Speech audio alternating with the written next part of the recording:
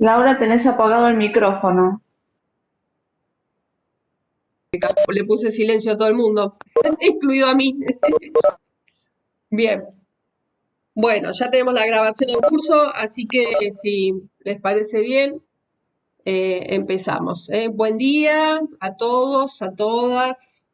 Yo soy Laura Valente, soy médica especialista en rehabilitación.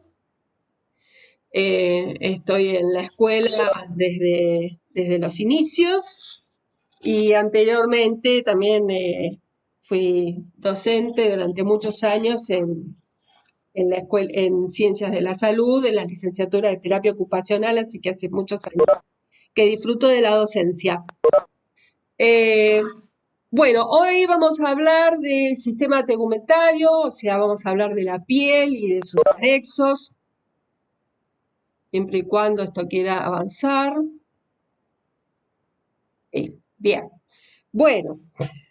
Eh, Piensen por un momento que el 20% de nuestra masa corporal está formado por el sistema tegumentario, ¿no? Como para tener una idea de la importancia que tiene este sistema. El 20% de nuestra masa corporal. Al ser este órgano tan extenso y tan visible, hace que traduzca fácilmente nuestro estado de salud. Entonces ahí radica una de las tantas importancias que tiene el sistema tegumentario. Pero para contarles mejor y así empezar a introducirnos en el tema, las funciones de la piel son realmente importantes para nuestra supervivencia. En primer lugar, es una barrera o sea, es lo que nos separa del mundo exterior, ¿no es cierto? Entonces se constituye en una barrera contra agentes físicos, químicos, biológicos, todos ellos que están presentes en el medio externo. Por otro lado, también genera información inmunitaria porque entre sus células tenemos células del sistema inmune. Por otro lado, mantiene a nuestro organismo en equilibrio, manteniendo la homeostasis. ¿Qué es esto? Mantener a nuestro equilibrio, el equilibrio de nuestro organismo, regulando la temperatura y produciendo la pérdida de agua. También nos brinda información sensitiva, toda esta información que proviene también del medio externo. Información táctil, térmica, o sea, de la temperatura, y dolorosa. Todo esto, toda esta información del mundo exterior la recibimos a través de la piel. Por otro lado, también tiene funciones endocrinas, porque sabemos, porque ya lo hemos estudiado en la cursada, que en la piel hay moléculas precursoras de la vitamina D que tanta importancia tiene en distintas funciones endocrinas en nuestro cuerpo. Y por otro lado, tiene funciones de excreción, ¿sí? Porque en su interior tenemos glándulas sebáceas, sudoríparas, que fabrican distintas sustancias que se excretan. Bien. A grandes rasgos, para empezar a entender de qué hablamos cuando estamos hablando de la piel, vamos a decir que la piel está formada por distintas capas, por distintos estratos. El más superficial de todos, y que estamos viendo en el esquema a la izquierda, abajo, el más superficial es la epidermis. Es un epitelio estratificado, plano, que deriva del ectodermo, que mantiene su espesor permanentemente, y la forma de mantener este espesor es con una descamación permanente. Por debajo de la epidermis tenemos la dermis, que es tejido conjuntivo denso y que deriva de otra capa, que la epidermis derivaba del ectodermo. La dermis deriva del mesodermo y que tiene una función de sostén mecánico, de generar resistencia y de darle también espesor a la piel. Por debajo, en la profundidad, encontramos la hipodermis, donde hay tejido adiposo separado por tabiques, ¿sí? Este tejido adiposo que tanto se ha incrementado en esta pandemia, en estas épocas de pandemia.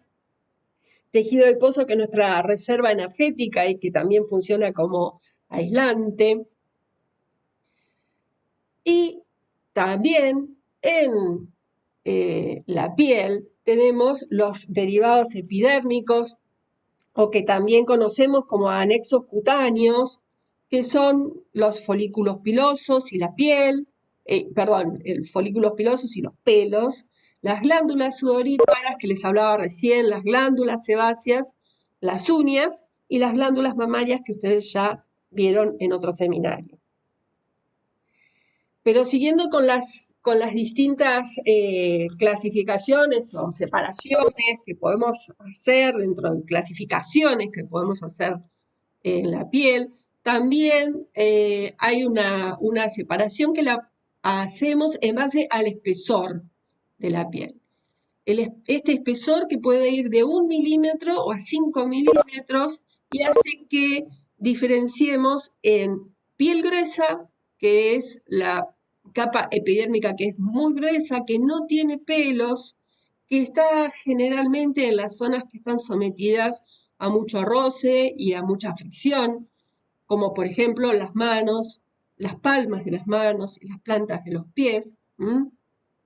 Y después tenemos la piel fina, que tiene folículos pilosos en toda su extensión.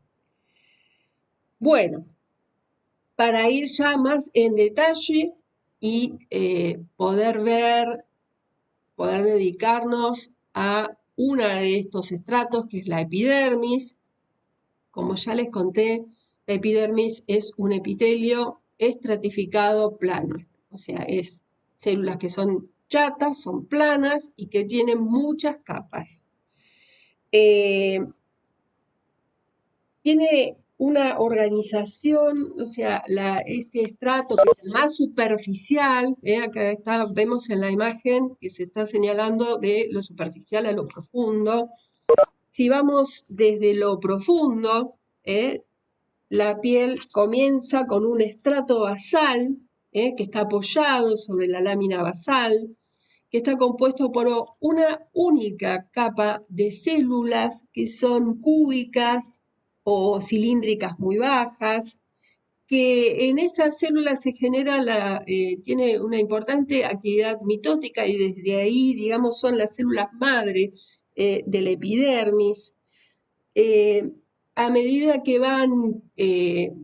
se va dando esta mitosis, las células van migrando hacia la superficie, o sea, van pasando hacia el estrato que está hacia arriba. Y el estrato que está hacia arriba del estrato basal es el estrato espinoso, que la particularidad que tienen estas células es que emiten evaginaciones desde su citoplasma que hacen recordar un formato de espinas, por eso se llama estrato espinoso. Este estrato, a diferencia del basal, que es una única capa, tiene varias células en su espesor. Y estas células están unidas unas a otras por desmosomas, que es un tipo de unión que ustedes también ya estudiaron. Y también en la medida que estas células van madurando, empiezan a migrar hacia la superficie, se van yendo cada vez más hacia arriba y se van adelgazando. Siguiendo hacia la superficie, por encima del estrato espinoso, está el estrato granuloso. La particularidad en estas células es que en su citoplasma tienen gránulos de una proteína y esa proteína se llama queratohialina. Esta es la parte más superficial de la epidermis que no está queratinizada. Después ya vamos a charlar de esto.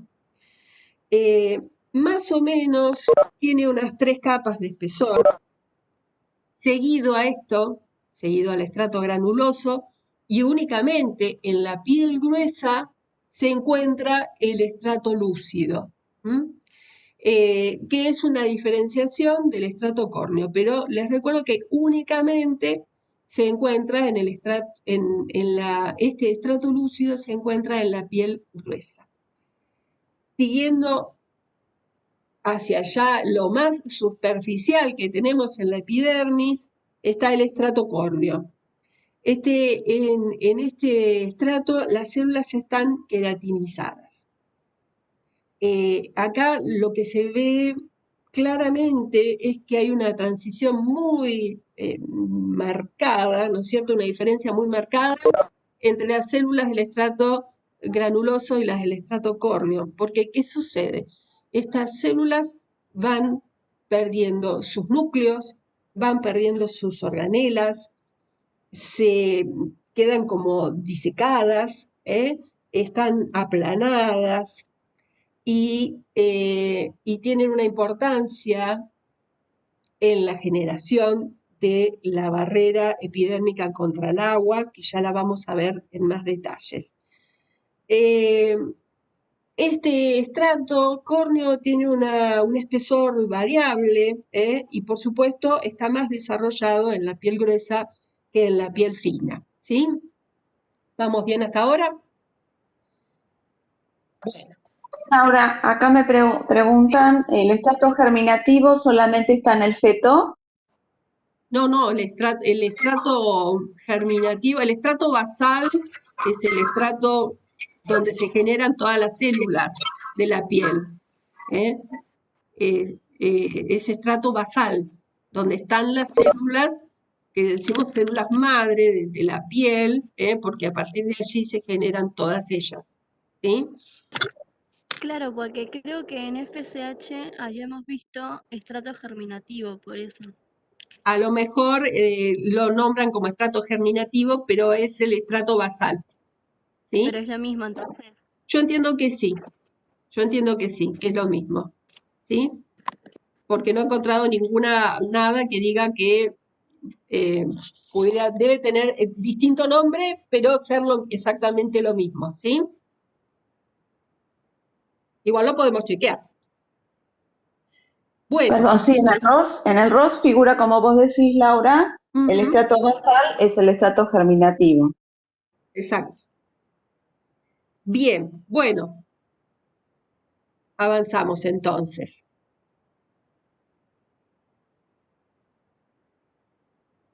Bueno, ahora vamos a ir a ver en detalle cuáles son las células que forman parte de esta epidermis.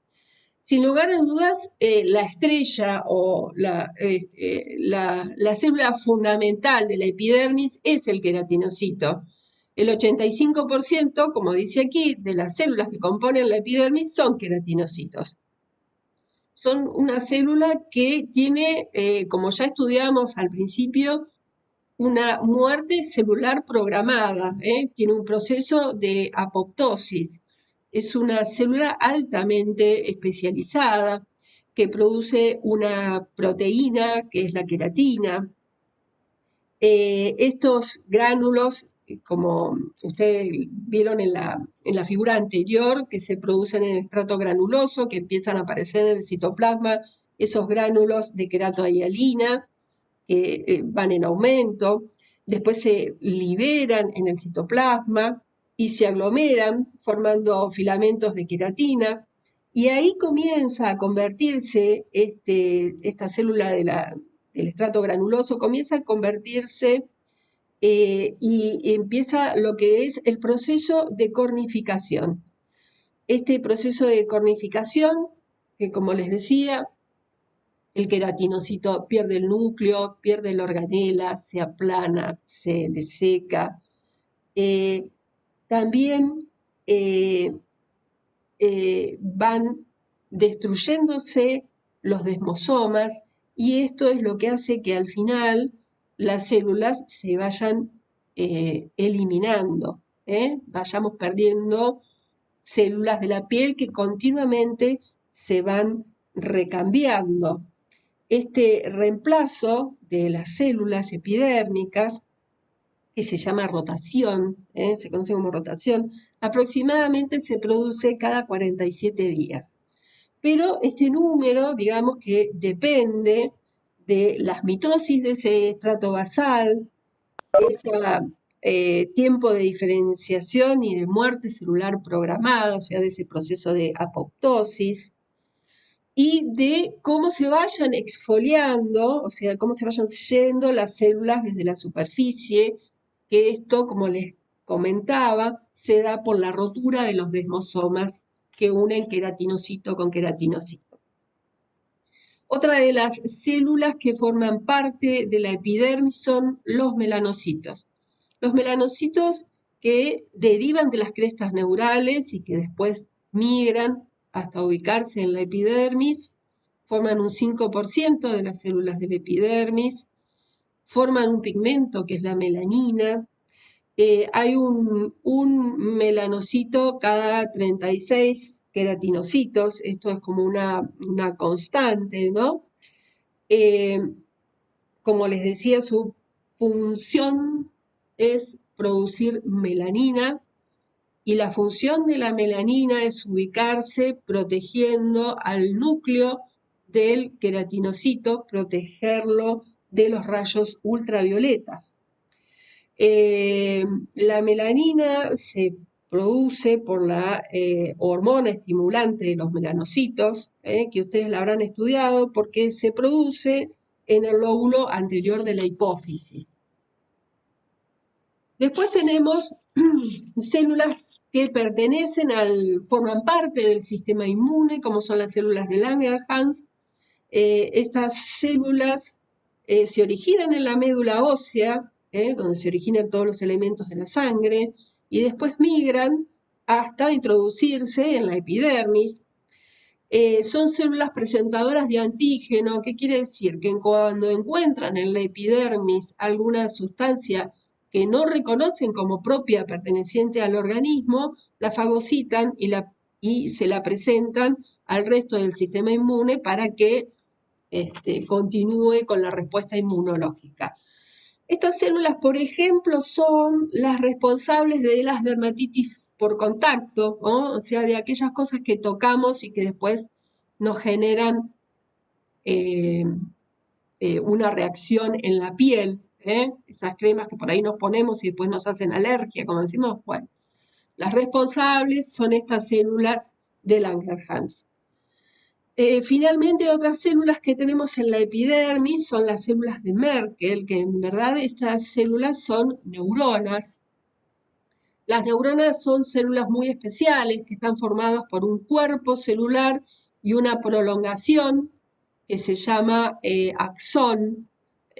Esos axones están recubiertos por una vaina de lípidos que se llama melanina, que facilita la transmisión de las neuronas, la transmisión de los impulsos.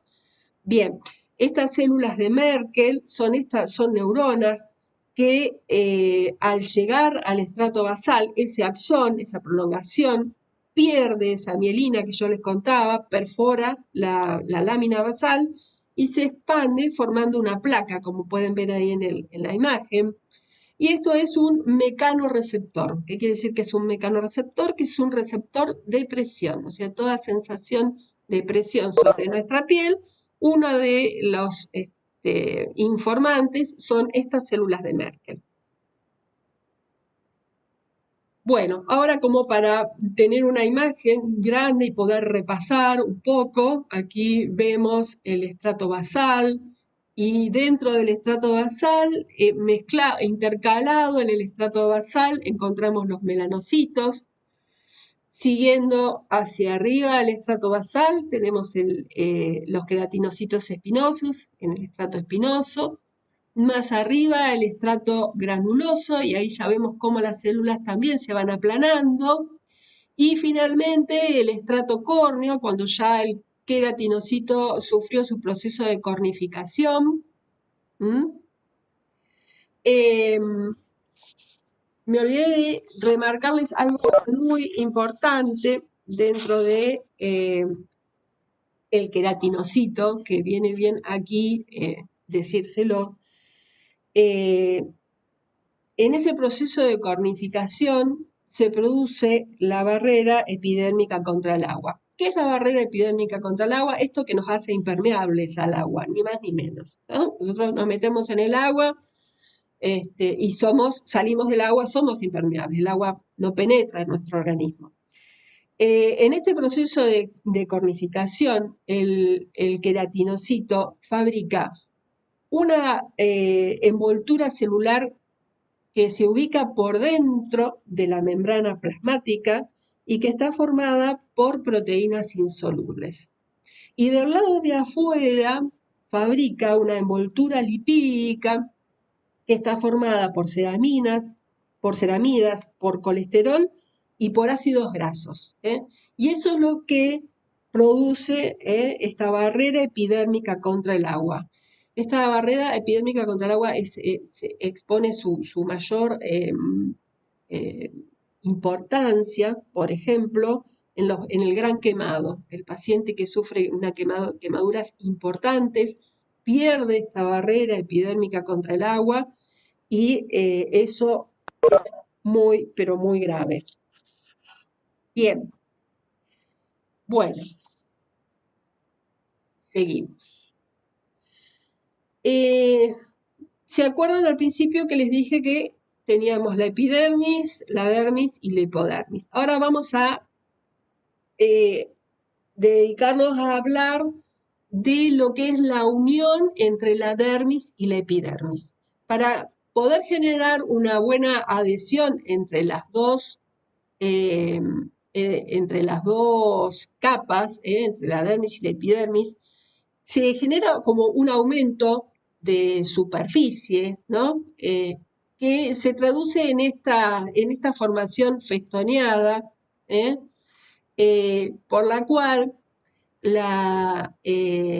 se forman las papilas dérmicas, que son evaginaciones de la dermis hacia la epidermis, y desde la epidermis hacia abajo se crean las crestas epidérmicas.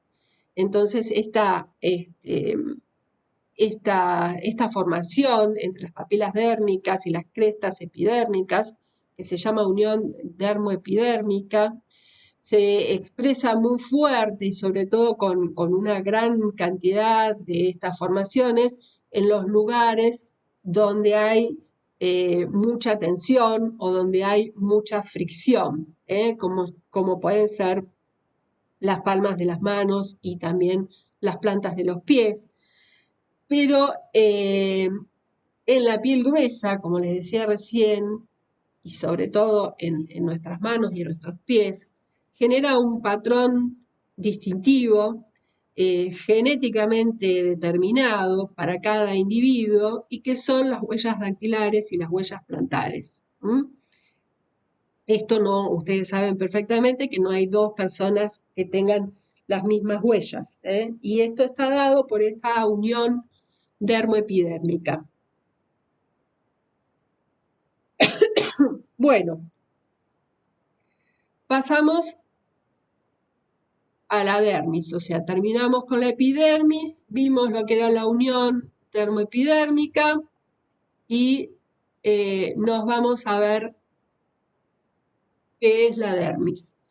La dermis, a su vez, la vamos a dividir en dos secciones diferentes, una que es la dermis papilar y la otra que es la dermis reticular. La dermis papilar es la que se encuentra obviamente en las papilas dérmicas, en estas evaginaciones, como les dije, digitiformes. Está formada por tejido conjuntivo laxo, tiene fibras colágenas y fibras elásticas que no están organizadas de un modo regular, sino que es bien irregular, y está ricamente irrigada por vasos sanguíneos que se van que llegan hasta allí y son a partir de estos vasos sanguíneos que la epidermis se nutre. La epidermis no tiene vasos sanguíneos, toda la nutrición le llega a través de esta rica red de vasos sanguíneos que llegan a la dermis papilar. Y también en esta dermis papilar tenemos terminaciones nerviosas. La dermis reticular, que se encuentra más profunda, que se encuentra más allá de la dermis papilar, está formada por fibras colágenas y por fibras elásticas, que no están orientadas al azar, sino que tienen unas líneas, están orientadas con unas líneas de tensión, que se llaman las líneas de Langer. Estas líneas que los cirujanos respetan mucho para que luego las cicatrices les queden bien lindas y que prácticamente no se noten. Esta dermis reticular tiene escasa celularidad, más que nada está formada por estas fibras. Bien, acá como para en este esquema poder ver, ¿no?, la dermis papilar, la dermis reticular. La dermis papilar, aquí vemos bien este festoneado que yo les decía, que permite encastrar bien la epidermis con la dermis, las papilas y las crestas epidérmicas. Bien, esta es la dermis papilar, donde vemos que tiene muchísima más celularidad que esta dermis reticular, que fundamentalmente está formada por estas fibras que tienen una orientación especial. Bien, ¿cómo está inervada la piel? La piel está ricamente inervada. Y tenemos dos formas de recibir la inervación en la piel. Por un lado, por terminaciones nerviosas libres, que son muy abundantes en la epidermis y que nos dan información táctil, térmica y dolorosa. Y después tenemos terminaciones encapsuladas. Esto es un poco lo que yo les contaba recién de las neuronas y de los axones. En las terminaciones nerviosas encapsuladas, el axón que llega tiene una cobertura, tiene una cápsula de distintas formas y por eso estas terminaciones se llaman así encapsuladas. Ahí tenemos en estas encapsuladas los corpúsculos de Pacini, que se encuentran en la dermis y que son, por ejemplo, muy abundantes en el pulpejo de los dedos. También están presentes en las articulaciones y en el periósteo, pero aquí particularmente lo que a nosotros nos interesa, que están en abundancia en el pulpejo de los dedos. Estas terminaciones captan la presión y la vibración, ¿no? Por ejemplo, cuando ustedes tienen en la mano el celular y lo pusieron en vibración y lo sienten, son los corpúsculos de Pacini que se activaron. Después tenemos los corpúsculos de Meissner, que también están vinculados con el tacto. Se encuentran en la dermis papilar, sobre todo la dermis papilar donde no hay, de la parte donde no hay pelos, en los labios, en las palmas de las manos, en la planta del pie, especialmente están en los dedos, ¿sí? Y los corpúsculos de Ruffini, que son mecanorreceptores, que quiere decir que perciben el estiramiento y la torsión. Cuando se nos estira la piel o se nos tuerce, eso está captado por los corpúsculos de Ruffini, que también se encuentran en la dermis. Acá en un esquema podemos verlos, podemos ver lo que son las terminaciones nerviosas libres. Fíjense, acá tenemos otras terminaciones nerviosas libres que son las que envuelven al folículo piloso. Estas terminaciones libres son esas que percibimos cuando el viento mueve nuestro pelo, cuando nos secamos el pelo con el secador y sentimos que el pelo se mueve, está captado por estas terminaciones nerviosas libres. Y fíjense cómo estos axones tienen estas cápsulas, ¿sí? Estas como si fuera una cebolla, ¿sí? Esta es la diferencia entre las terminaciones nerviosas libres y estas otras que están encapsuladas. Bueno, y se acuerdan que al principio yo le dije que en la piel también teníamos los anexos cutáneos, tenemos los folículos pilosos que emiten de donde surge el pelo, tenemos las glándulas sudoríparas, tenemos las glándulas sebáceas, tenemos las uñas. Todos estos son anexos cutáneos. Y empezando, por ejemplo, por las glándulas sudoríparas, ¿se acuerdan que yo al principio les conté que dentro de las funciones excretoras que tenían, una estaba dada por las glándulas sudoríparas y por las glándulas sebáceas? Acá vamos a diferenciar que las glándulas sudoríparas tenemos de dos clases. Unas que se las conoce como glándulas écrinas, estas que están aquí, las glándulas écrinas, que se distribuyen por todo el cuerpo, menos los labios y los genitales externos. Y otra característica que tienen es que no están asociadas con el folículo piloso. ¿A qué se dedican? A producir sudor, y ese sudor, al evaporarse sobre la superficie corporal, permite regular la temperatura corporal. Cuando tenemos calor, ¿no? Empezamos, las glándulas se activan y las que primero se activan son las que están en la frente, en la región frontal. Después empezamos transpirando el cuero, seguimos, ¿no? Por el cuero cabelludo, después se nos transpira la cara, finalmente el resto del cuerpo y finalmente las manos y los pies. Profe, sí. ¿Podría poner el cursor? El puntero, digo. Sí. Acá, las glándulas écrinas. Sí, podría poner el puntero, porque ahí están pidiendo en el chat si podía poner el puntero para ver mejor cuando señala las cosas. Si lo encuentro. En la presentación PowerPoint, abajo a la izquierda, supuestamente tenés opciones, ¿ves? Ajá, están muy claritas. Sí. Entre esas debe estar el puntero. Puntero. Ahí está. Ahí está, miren, ya lo encontré. Acá. Muy bien. Bueno, entonces estábamos con estas. Yo les contaba que estas, la función que tienen es la termorregulación. Y que cuando tenemos calor, empezamos transpirando por la frente, o sea, por la región frontal. Después se nos transpira el cuero cabelludo. Finalmente, nos empieza a chorrear la cara. Después el resto del cuerpo. Y al final de todo, las manos y las plantas de los pies.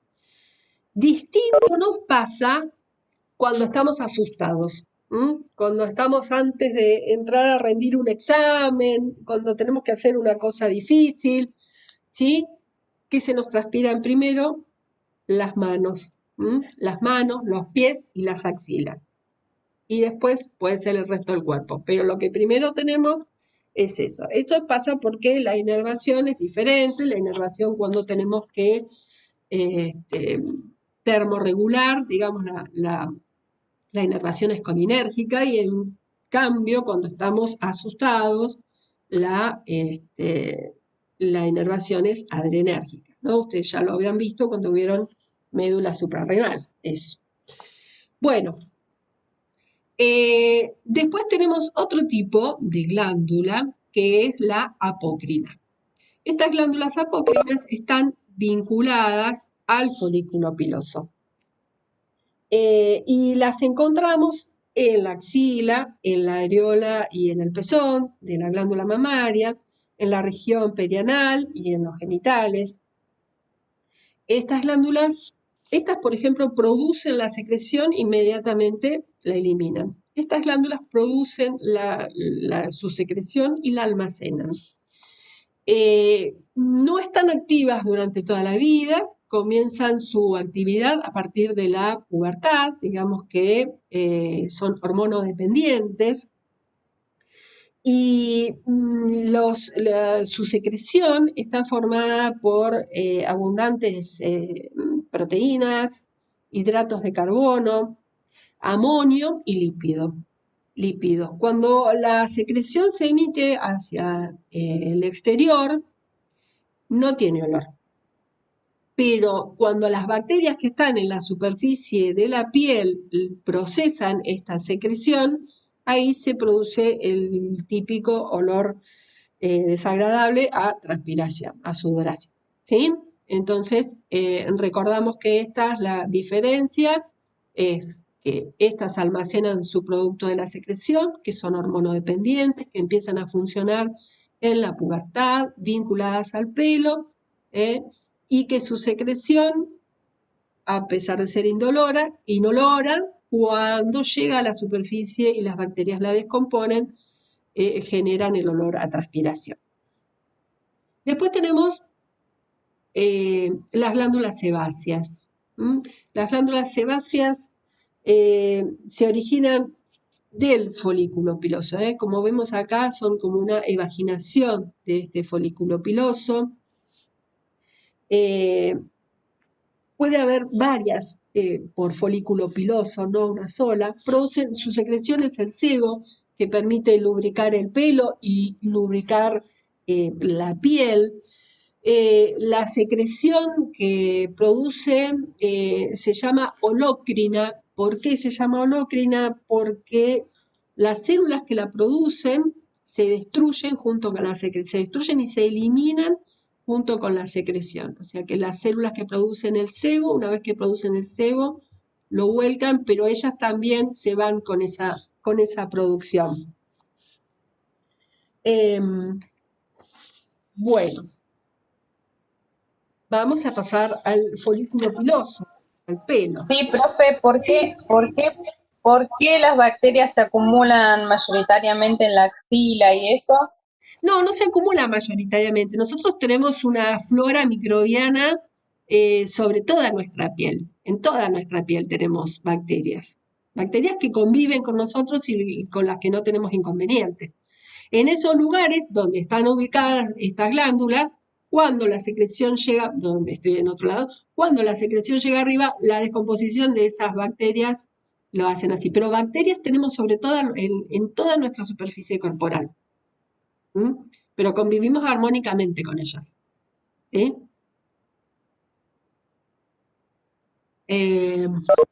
Bueno, vieron, algunas personas tienen serios problemas con la sudoración, hay algunos tratamientos y demás, pero bueno, la naturaleza nos hizo así.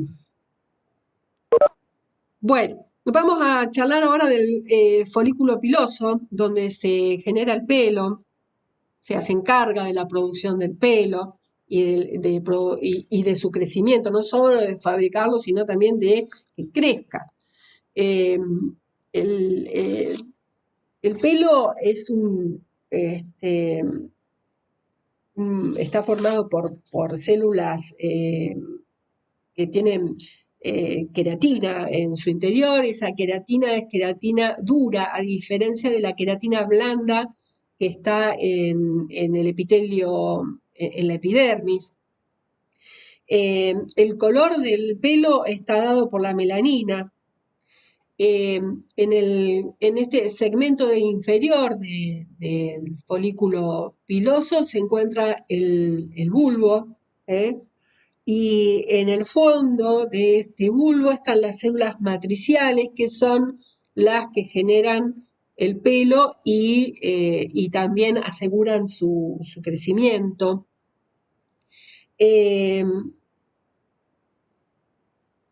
Vemos que tiene acá en este corte de un filamento, tiene una vaina externa y también tiene una vaina interna, y a su vez el pelo está formado por una médula, por una corteza y por una cutícula. Esta cutícula tiene esa particularidad de ser como células distribuidas como si fueran tejas o como si fueran escamas de pescado, que también las muestran en las propagandas de champú, cuando te quieren vender los productos antifrizz y la queratina y las ceramidas y todo eso, y te muestran cómo se cierran esta cutícula que está formada por esas células. Bien. Bueno, a partir de ahora voy a decirles que lo que viene no es para personas, las imágenes que van a ver a continuación, como diría en la televisión, no es para personas sensibles.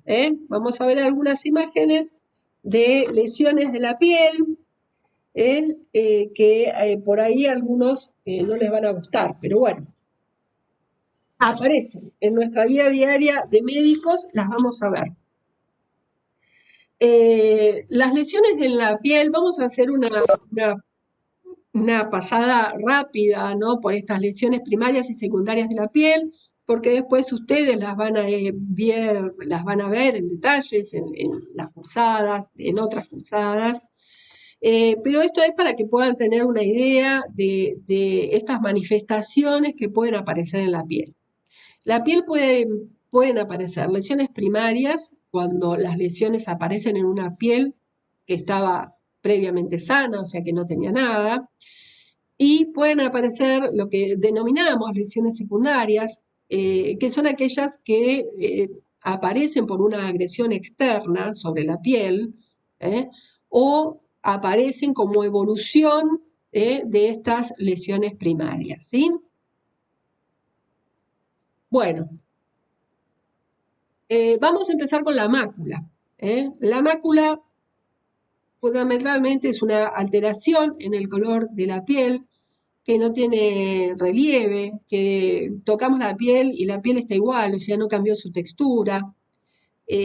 Por lo tanto, cuando lo tocamos no vamos a encontrar nada raro. Pueden ser claras, ¿sí?, como esta, o pueden ser oscuras, pero lo que más la diferencia, o sea, por lo que la caracteriza, es que cuando nosotros tocamos esa piel no vamos a ver que haya ni un relieve ni un cambio de textura sobre esa piel. O sea, si tenemos que decir que es una mácula, es una mancha que apareció en la piel. Distinta es de esta otra lesión, que es la pápula. Las pápulas, ya cuando uno toca, las palpa, hay un relieve. Esta es una elevación, una pequeña elevación de menos de 1 centímetro, y cuando la tocamos también tiene una consistencia. Entonces, la mácula decimos que es una mancha que no tiene relieve, la pápula sí, es pequeña, es menor de 1 centímetro y hay un relieve cuando tocamos esa zona. Bien, después ya pasamos a otra historia. Por ejemplo, las vesículas. Las vesículas, si alguno ha tenido herpes en su labio o en la cara o en alguna otra región, sabrá de lo que les estoy hablando. Las vesículas son una colección de líquidos, son pequeñitas, miden menos de medio centímetro, y están localizadas en la epidermis. Son típicas, muy típicas del herpes. Cuando el tamaño de esta colección de líquido es superior a medio centímetro, entonces ya decimos que es una ampolla, como esta que vemos acá. Esto ya es otra cosa. En general, cuando las vesículas o las ampollas se van resolviendo, se convierten en costras. Esta, por ejemplo, aquí tenemos estas costras que se producen cuando los fluidos que están dentro de la ampolla o dentro de las vesículas se secan. El suero del interior de esas vesículas se seca, o la sangre o el pus se seca, se convierte en una costra. Ya después, por ejemplo, tenemos las pústulas. Las pústulas son vesículas, como las que vimos recién, pero en lugar de tener un contenido seroso, tienen un contenido purulento. Entonces podemos tener estas pústulas que son varias, o esta pústula que quien no ha tenido un pelo encarnado que se convirtió en esto, o un granito, como le decimos, acné, ¿sí? Estas son pústulas, son pequeñas, pero y el contenido que tienen es pus, ¿sí? Y si el contenido de pus no es tan pequeño como esto, sino que se convierte en una colección con una gran cantidad de pus en su interior, que en general es bastante más profunda, ¿no? Que llega hasta la dermis o a la epidermis, y cuando lo tocamos fluctúa, porque tiene líquido en su interior. Esto es un absceso, o sea, es una colección que en su interior tiene pus. Así que con pus tenemos las pústulas que son pequeñas o los que son mucho más grandes, que son los abscesos. Después tenemos otras lesiones, como los quistes. Los quistes son lesiones también redondeadas, esféricas, que cuando los tocamos tienen una consistencia elástica, que tienen una superficie que es lisa, que lo miramos y ve que está bien delimitado, que también fluctúan cuando lo tocamos, fluctúa la presión, y pueden tener una consistencia en su interior, pueden tener líquido o alguna consistencia un poco más de mayor solidez.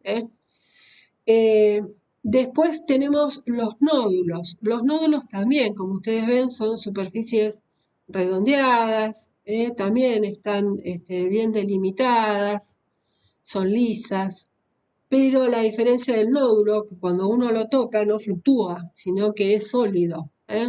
Esta es una imagen típica de una enfermedad neurodegenerativa, que es la enfermedad de von Recklinghausen, que tiene estas lesiones que aparecen en la piel, y estos mismos nódulos lamentablemente también aparecen dentro del sistema nervioso central.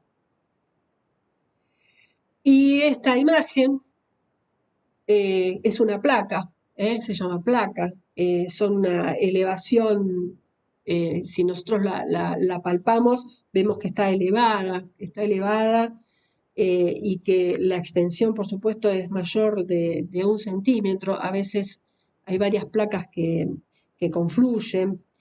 Y esto, por ejemplo, es la típica presentación de una psoriasis. Esto es una típica placa por psoriasis. Bueno, y otro tipo de lesión son las úlceras por presión. Las úlceras por presión se producen porque uno deja un paciente que en general no puede moverse solo, un paciente que está inconsciente y queda en un mismo decúbito durante varios días. Las consecuencias de esto son las escaras, o sea, la presión que ejerce el colchón sobre la piel, la presión hacia arriba del colchón y la presión de los huesos hacia abajo, dejan a la piel como en un sanguchito y generan zonas de isquemia. Esas zonas de isquemia, el tejido se muere, ¿sí? Entonces, si lo agarramos en una primera etapa, solo vamos a tener un enrojecimiento, y en la medida que vamos avanzando en las etapas, no solo se pierde la epidermis, se pierde la dermis, la hipodermis, el músculo, y llegamos a casos donde las escaras llegan hasta el hueso, se convierten en una osteomielitis y pueden llevarse la vida del paciente. Yo trabajo en el Instituto Nacional de Rehabilitación, donde recibimos generalmente pacientes con lesiones neurológicas, y la mayoría de ellos lamentablemente vienen escarados, son pacientes dependientes que no pueden moverse solos, entonces quedaron en una cama, nadie los rotó, o sea, y bueno, nosotros nos dedicamos a curar estas escaras, que ustedes como ven, esta escara capaz que puede llevar 6 meses en curarse.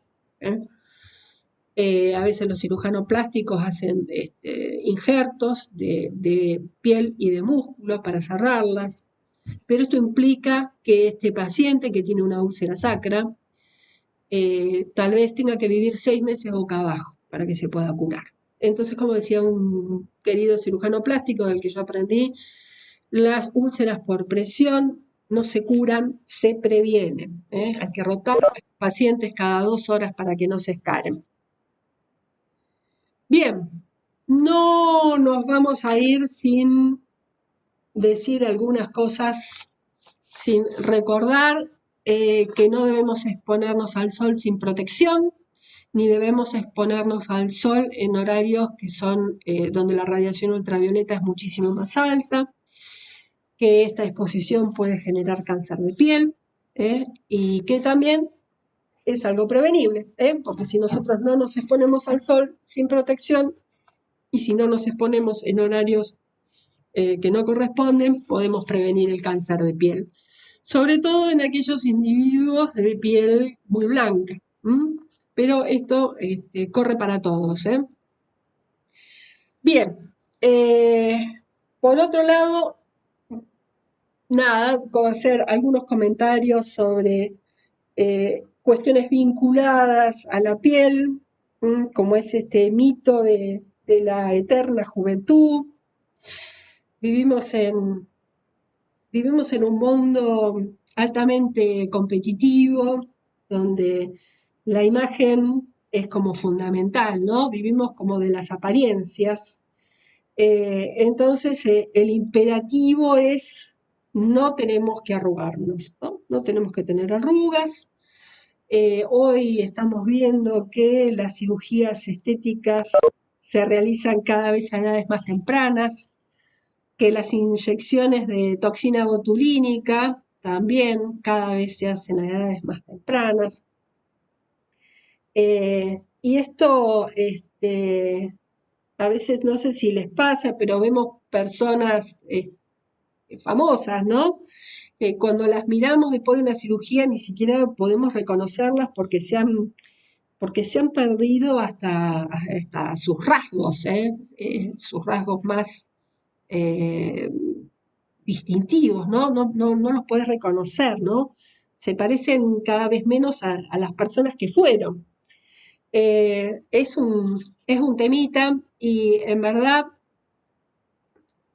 yo creo que sin lugar a dudas nuestro rostro es el espejo del alma, es el espejo del alma. Ustedes fíjense en estos rostros cuánta biografía hay escrita, cuánto expresan estas miradas, estos surcos.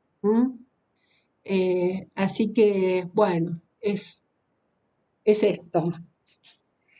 Pero, bueno, en esta pandemia que nos tocó vivir, hay algo que no quería dejar de compartir con ustedes, ¿no? Porque nos comunicamos a través de nuestra piel. Y los abrazos, los besos, las caricias, no solo son placenteros, también son necesarios. Piensen que cuando nacemos, el primer sentido que se desarrolla en los seres humanos es el tacto. El contacto físico es nuestra forma más primitiva de consuelo. Ustedes piensen lo que sucede cuando el bebé nace. lo ponen sobre la piel calentita y transpirada de su mamá, ¿no? Y ese es nuestro primer consuelo, a través del tacto. Y digamos, ¿no? Yéndonos a la fisiología y a lo neurocognitivo, ¿no? El tacto permanentemente envía información a distintas zonas de nuestro cerebro, donde se integra toda la información sensorial, no solo el tacto, también lo visual, lo olfativo, lo auditivo, pero también ese estímulo llega a otras zonas de nuestro cerebro, donde procesamos nuestras emociones y con las que después tomamos decisiones. Entonces, en este momento, estamos con tanta abstinencia de abrazos, de besos. Creo que muchos realmente estamos comprobando el valor que tiene el contacto físico en nuestra salud. Bueno, y por último, para despedirme, el año pasado este fue el último teórico que dimos el último seminario que dimos en la cursada, así que yo les dejé al grupo de estudiantes que cursaba conmigo una frase de regalo, que es de Edgar Morin, que es un sociólogo francés que me gusta mucho leer. Y Edgar Morin dice que debemos aprender a navegar en océanos de incertidumbre entre archipiélagos de certeza. Y les puedo asegurar que si antes esta frase me parecía fantástica, en estos tiempos de terrible incertidumbre que estamos viviendo, se hace hoy mucho más fuerte y prácticamente la repito como un mantra todas las mañanas cuando me despierto. Pero en definitiva la vida es esto, la vida es incertidumbre y de tanto en tanto respiramos en algún archipiélago de certeza. Bueno, les deseo lo mejor para este fin de cursada y un placer haber compartido con ustedes este seminario.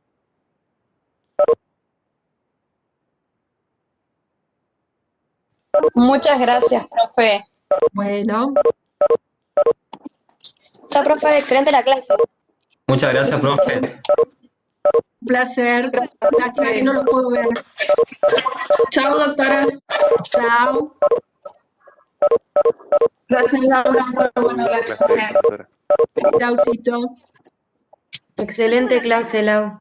Gracias.